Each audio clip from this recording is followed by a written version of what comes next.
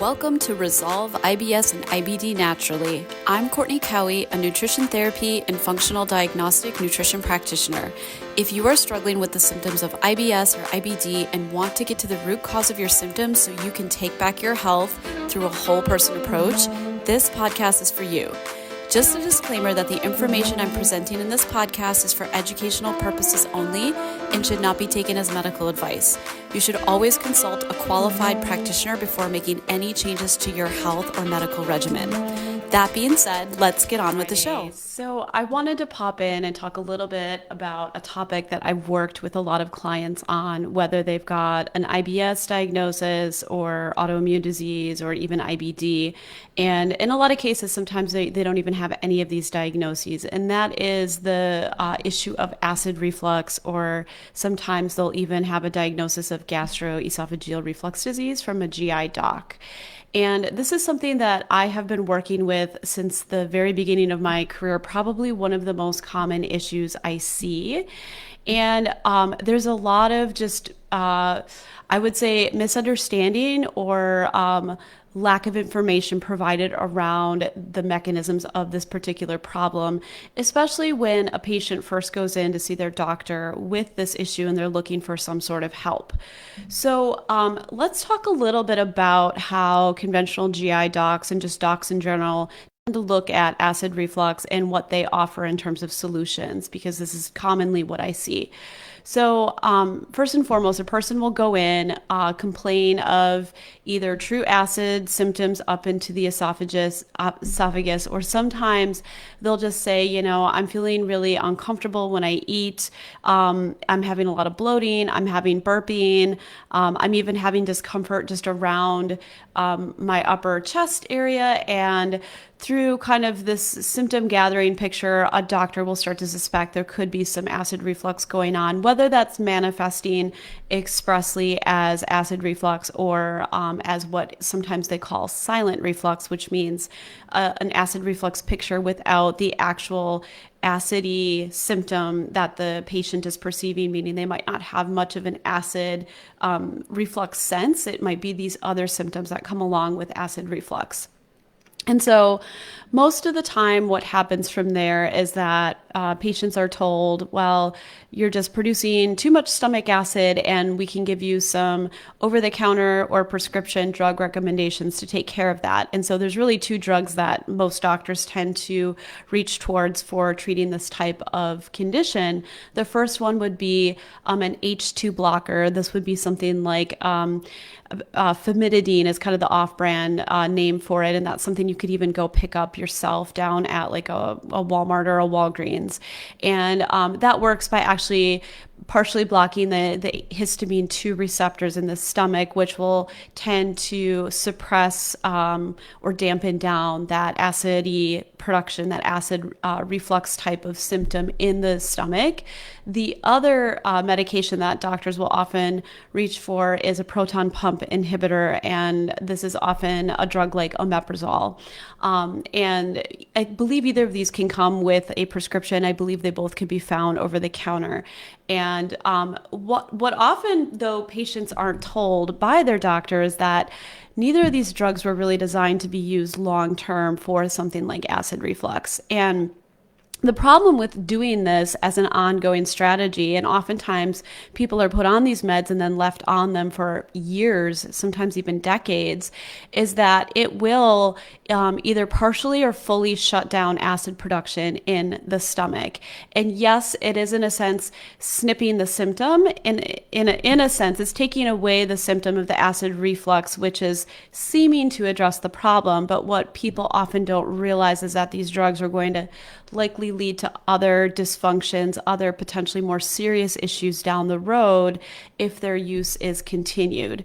So I want to talk a little bit about the problems that could lead to, if you take these drugs down the road, what you could end up with because of how these drugs work. And then I want to shift into talking a little bit about what might really be at the root of your acid reflux issues. Because again, a lot of people don't understand this, and this is a little bit different way of working, a different way of understanding the issue compared to the way your GI doctor, conventional doctor, is going to understand it in practice. So, what are the types of issues that long-term use of H2 blockers and especially proton pump inhibitors, which are a stronger type of medication in my opinion because they more fully shut down acid production in the stomach, what will those lead to over the long run? Well, from my perspective, one of the biggest concerns is that your stomach really should produce acid to help break down your food, specifically the protein you eat biochemically. That's one of the functions of having stomach acid. And so what'll happen over time is that if those meds are constantly being taken and shutting down a person's stomach acid production, that's going to compromise their ability to break down their food, specifically protein. And so over time, all of this partially digested food will start to move through the intestines, and this will start to create a ripe scenario for bacteria to migrate from the colon up into the small intestine. This is actually a condition known as small intestinal bacteria overgrowth. And that comes with a whole host of other potentials and symptoms that could arise. Things like bloating, things like stomach pain, gassiness, altered bowel movements, whether that's constipation, diarrhea, or alternating between either or. And then often what happens with SIBO is that we start to see nutrient malabsorption because those bacteria that overgrow in the small intestine get in the way of the small intestine's ability to absorb nutrients from the food we eat. And so they start to steal from the body. It can often start to lead to a picture of more and more malnourishment despite a person eating sufficiently, which is a big problem because the body will start to end up with these micro and macronutrient deficiencies from the SIBO, the overgrowth, depending on how severe the issue is. So that's problem number one. Another thing with the use of this type of medication is over time, it is just going to weaken the stomach. Your stomach is really an organ that's built to hold and house acid. A healthy stomach has a very strong, thick, muscular wall to it or lining, and there's a pretty good layer of protection for the stomach itself from its own acid production. And if a person has insufficient acid production due to either a medication or due to their body just not producing enough acid, over time this will start to thin out and weaken the stomach wall. And so this can just lead to, in general, sometimes even just feeling like they don't have an appetite much anymore. Sometimes in some severe cases, people can start to actually eat less and then lose weight. I know not everybody necessarily minds that, just depending on where their starting point is. But in general, we don't want to see appetite going down. A sign of good health is a robust, healthy appetite. And so just understand that when you're starting to shut down digestion at the level of the stomach, this can really start to put a toll on any and all of the organs down south from there. The other thing to understand is that in digestion, the organs are, in a sense, working together in tandem to coordinate the digestion of the food that you're consuming, and the brain monitors all this. And so if the stomach, which is after you chew and swallow the food, the northernmost organ to work on your food, if that's not doing its job properly and bringing that food down to an acidic enough pH, oftentimes what happens is that the pancreas isn't signaled to release a good amount of enzymes after the stomach works on the food to start to break down the food enzymatically. And so not only would you have improper protein digestion, but this could also result in improper carbohydrate digestion because enzymes predominantly work on carbohydrates. And so it just leads to this chain reaction process whereby in some ways the rest of the digestive process can really get hampered if the stomach isn't doing its job. I often give people the analogy of an assembly line of workers because it's an easy one to visualize, where if you can imagine 5 people on an assembly line, each of them being one of your digestive organs, if the first guy in line isn't doing his job, it's going to start to create backup and stress for the other players on the assembly line that come after that first player to catch up, to work harder, to keep that stuff on track. And that's essentially what can happen in the digestive system, which, as you can imagine, as this goes on, will start to take more and more of a toll and start to present with more and more symptoms and breakdown over time. So hopefully that gives you an idea of why these medications can be really problematic and lead to other downstream issues if a person is put on them for a long period of time. Now, there certainly can be times and places where it would make sense to have medications like that used for a short, acute period of time while working on, root cause or potentially dietary shifts to start to give some at least acute relief to the issue. But as I see it, it doesn't really yield a long-term proper solution to what is really going on at the level of the stomach when it comes to acid reflux. So now that we've talked a bit about drugs and the conventional approach to this issue, let me talk a little bit about how functional medicine and nutrition therapy looks at what's really going on when a person has acid reflux. So more often than not, there are usually one of two things going on. And the first one is a little bit more simpler to deal with, and that's just straight up underproduction of stomach acid. And you might be wondering, well, why would your stomach stop producing acid or produce less acid over time? So this is part of what happens just naturally as we age. I think after we kind of reach our peak age of, 25, 30, 35 in some cases, all of our systems kind of start to go downhill a bit. And it kind of just depends on your unique constitution. Of course, stress and lifestyle are huge in this as well. As you probably have some sense of knowing already, the more stressed a person is, the more that's going to impact digestion across the board. And it's hard for the body to be in a robust digestive rest and digest state if you're simultaneously stressed about something, including even just eating on the run, eating too quickly, not making time to properly sit down and have a meal. All of that can signal the body that there is an emergency going on and this isn't the time to be producing robust amounts of stomach acid.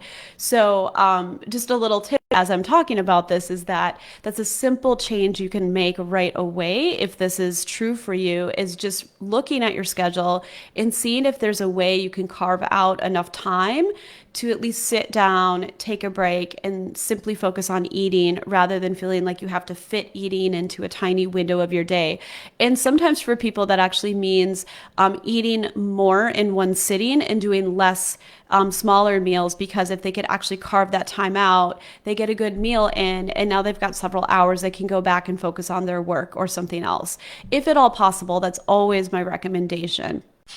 Do you find yourself getting up super early on work days in order to get done with multiple runs to the bathroom, or waiting and waiting to finally have a bowel movement? Has living your life around unpredictable bowel movements and other chronic gut symptoms left you feeling trapped, stressed, and dealing with anxiety? There are often hidden factors and stressors driving these symptoms, factors that your doctor isn't trained to help you find. Getting to the bottom of these factors, along with the right nutritional approach, is the key to resolving your symptoms. Interested in learning more? Click the link to grab my free e-guide. Now, the other thing that can happen with just stomach acid going down over time is, of course, other breakdown and dysfunction in the body. The body works together as a holistic system. And so if someone, again, is depleted, not getting enough sleep, dealing with other stressors beyond just rushing while they eat through meals, this is all going to impact the physiological function of everything in the body, whether that's hormones, adrenal function, digestive function, and all of these systems work together. And so we need to have a person's lifestyle, mindset, emotions, all of that optimized to maintain robust upper GI function throughout their life. But that being said, even in the best of cases, stomach acid production will naturally start to decline. Typically, kind of that critical age where we really see it to really start to drop off is around 50 for most people, again, depending on your health status. So the thing about this, and the reason why I'm describing stomach acid production going down, is that, believe it or not, this is the number one underlying cause that can lead to acid reflux or gastroesophageal reflux disease. And some people get really puzzled by that because they think, well, how is that possible? If I'm underproducing acid, why am I actually having more acid traveling up into my esophagus? So let me explain that. The stomach, as I mentioned earlier, is meant to be essentially essentially a stomach acid chamber of sorts. It's meant to be a self-contained organ that mechanically churns and burns your food as part of the first process of breaking it down. And so if the stomach isn't producing enough acid, what can happen is that, again, the brain is monitoring all of the digestive processes as food is going through the system. The brain essentially is working with the stomach to get the signal from the stomach that the food has reached an adequately low enough pH, which should be pretty acidic for a healthy stomach. So in a sense, your digestive system is designed to hold on to that food in the stomach until it reaches an adequately low enough pH, acidic enough pH, before the pyloric valve opens and that digested food moves from the stomach into the beginning of the small intestine. And so in a person who's not producing enough stomach acid, what actually happens is the food will sit in the stomach for an inordinately long amount of time. And it's part of the body's design to try to give the stomach time to produce enough acid to bring it down to an acidic state. And this is often why, if you've had this experience, you eat something and still feel like you're sometimes tasting it, burping it up, or just feel like you're heavy with food in your stomach literally hours after the fact. It just feels kind of like you're just not digesting, right? That can be one little clue and hint to look at in terms of, am I properly digesting my food? Is my stomach producing enough stomach acid? So the longer that food sits in the stomach, what happens is pressure and gas will build up. And so when this process is going on, the stomach is for sure producing acid. The problem is it's just not robust enough. And so as this gas builds up in the stomach, the food is sitting there longer than usual. Typically, we don't want to have the food sitting in the stomach longer than about 30 minutes. That transit time is usually around 30 minutes for the stomach to do its job and send it on. So if it goes on longer than that, gases and pressure build up. And what can happen is that can actually put pressure on the lower esophageal sphincter and cause gases to release up into the esophagus, including acid from the stomach. And this is experienced as heartburn. And so if you're following me, what I'm saying is that there's going to be some amount of acid always being produced in the process of digestion, but when it's not adequate enough, that pressure and gas builds up because the stomach holds on to and continues to churn and burn, and it's starting to maybe even ferment in there, that food, and then the body needs to release that gas one direction or the other. And so for people who have acid reflux, what can happen is that gas can release upwards into the esophagus with that acid going along with it, creating that reflux or that acid that heartburn effect, right? And so contrary to what you've likely been told, if you've experienced this problem, gone in to see your doctor, it's actually 9 times out of 10 an underproduction of stomach acid issue, not an overproduction of stomach acid issue. So interestingly and ironically, by giving folks who are underproducing acid either an H2 blocker or a PPI type of drug, you're actually shutting down their underproduction capacity even more, just weakening the stomach even more, rather than actually supporting it back up to better function. And so what we do from a functional medicine perspective is actually support the stomach through supplemental stomach acid or through giving interventions that will naturally help the body increase its stomach acid production, depending on how long-standing the problem is, how much of a problem this is, and how weak we perceive this person's stomach lining to be. So sometimes it's a bit of a quandary with this issue, in that if this is a long-standing issue or this individual has been under a lot of stress, their stomach might not be ready to actually handle enough stomach acid. It needs more stomach acid, but sometimes the organ itself needs to build up a bit. The stomach wall needs to get stronger before we can start to support stomach acid production before that person's really ready. So sometimes we need to work on actually strengthening stomach wall, capacity, strengthening the wall, the thickening of it as well, to help that person produce more stomach acid before we bring in the supplemental stomach acid. So that is one approach and big piece of this that we look at. Secondly, as a functional diagnostic nutrition practitioner, what I've just learned over the years is that It's so common in the testing that I do that people have overgrowth of a stomach living bug called H. pylori. It's a type of bacteria that tends to overgrow in the stomachs of people. We all have it present in some way, shape, or form a little bit, but what can happen again, just due to a number of different factors, is that it can overgrow. And so if that overgrows, that means that that can create sort of locally a hyperaciduria environment where the H. pylori itself can actually create more acid in the stomach, not in a good way, but in a pathological way that can lead to acid reflux symptoms and GERD, right? Which is why sometimes GI doctors will actually test people for that, although I feel that the testing is not necessarily as sensitive as functional testing is for this particular bacteria. So sometimes people will get tested by a GI doc conventionally and then be told that they don't have that issue, when on a functional test, it could actually show up as somewhat significant and might need to be addressed, right? So keep that in mind. But H. pylori is another factor that we need to consider. And because I've seen it show up so often on the testing that I've done with clients, I don't necessarily just launch into giving my clients supplemental stomach acid. I like to actually assess them for this first, just to be sure that that isn't something we need to address. Because if a person has some H. pylori overgrowth and then I come in and give them a little bit of upper GI support with some stomach acid in it, it's actually going to make them feel worse 9 times out of 10. And that's never my aim. That's never what I want to do as a functional practitioner. I always want to make sure that I know exactly what's going on and I have the information I need to really help this person. So if and when that gets assessed, what we'll need to often do is address that piece for at least a month or two and get that overgrowth knocked down some before we go into strengthening the stomach and bringing in some supplemental stomach acid to try to build the stomach back up to capacity so that it's producing enough stomach acid and digesting the food properly.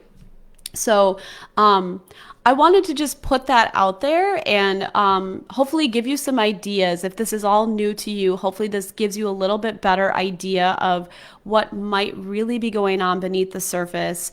And sometimes people who are given H2 blockers or proton pump inhibitor medications could be dealing with something like an H. pylori overgrowth for years and years and years and having that masked by the medications, even though that overgrowth is continuing to create issues and problems for them. And so that's also very, very common. So it is something that's definitely very important to look at. Obviously, we want to get all of the digestive organs on track in the right order. And if a person isn't able to break down food properly at the level of the stomach, acid reflux or not, that's ultimately going to create just more issues downstream. And so again, one of the big pieces that I look at, I've certainly seen this as a standalone issue and helped get people back on track, finally get off their medications, because often that was their goal. And sometimes even with the meds, they're still having symptoms too. So ultimately help them though get back to a place where they're symptom free. They feel like they can manage this naturally with diet and sometimes supplemental support. But it's also something that I see commonly as part of an IBS or autoimmune type of picture, because this is just, it's so common nowadays. And H. pylori overgrowth is also very, very common. So, did you find this episode informative and helpful? I'd love to have you leave me a 5-star rating. Do you have questions about holistic approaches to optimizing gut health that you'd like to ask?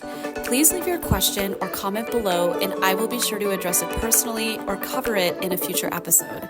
Be sure to check the show notes for any resources mentioned in today's episode. See you next time.